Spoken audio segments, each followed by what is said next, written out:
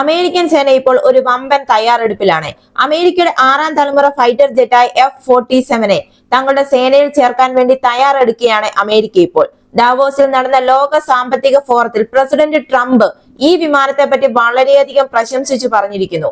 ഇതുവരെയുള്ളതിൽ വെച്ച് ഏറ്റവും വിനാശകരമായ വിമാനം എന്നാണ് ട്രംപ് ഇതിനെ വിശേഷിപ്പിച്ചിരിക്കുന്നത്. ഈ വിമാനം പ്രധാനമായും F-22 റാപ്റ്ററിനെ മാറ്റി സ്ഥാപിക്കുകയും അതേപോലെ തന്നെ അമേരിക്കയെ വായുവിൽ അജയ്യമാക്കുകയും ചെയ്യും എന്നാണ് ട്രംപ് പറയുന്നത്. റിപ്പോർട്ടുകൾ പ്രകാരം ബോയിങ് വികസിപ്പിച്ചെടുത്ത F-47 next generation air dominance പ്രോഗ്രാമിന്റെ ഭാഗമാണ്.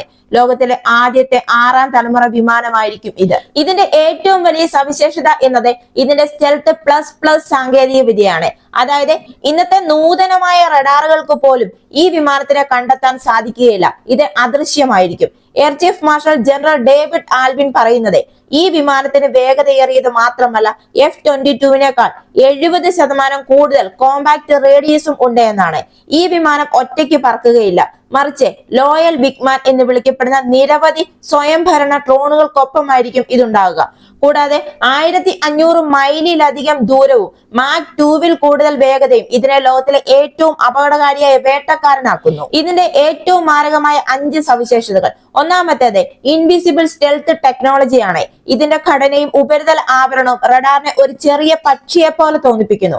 ഇത് ശത്രു വ്യോമാതിർത്തിയിലേക്ക് തുളച്ചു കയറാനും നാശം വിതയ്ക്കാനും സാധിക്കും. രണ്ടാമത്തേതാണ് ആർട്ടിഫിഷ്യൽ ഇന്റലിജൻസ് അഥവാ AI.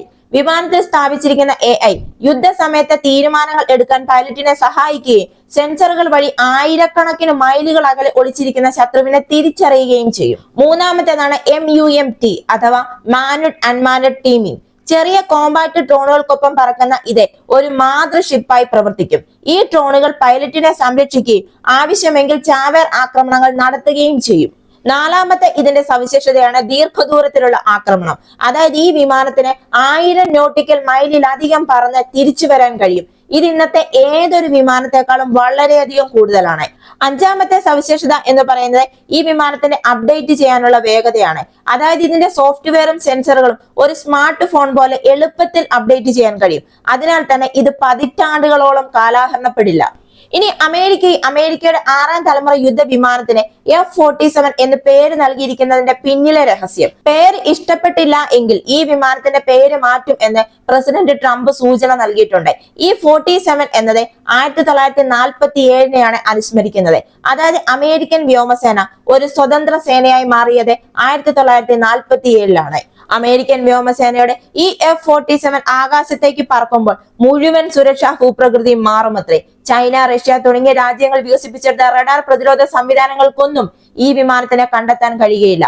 ഇതിന്റെ മാക് 2 വേഗത ഒരു കണ്ണിമ വെട്ടൽ കൊണ്ട് ആയിരക്കണക്കിന് കിലോമീറ്റർ അകലെ ആക്രമണം നടത്താൻ കഴിയും. ഈ F-47 അതായത് അമേരിക്കയുടെ 6ാം തലമുറ യുദ്ധവിമാനം കുറഞ്ഞത് 185 വിമാനങ്ങളെങ്കിലും വാങ്ങാനാണ് അമേരിക്കൻ വ്യോമസേന പദ്ധതിയിടുന്നത്.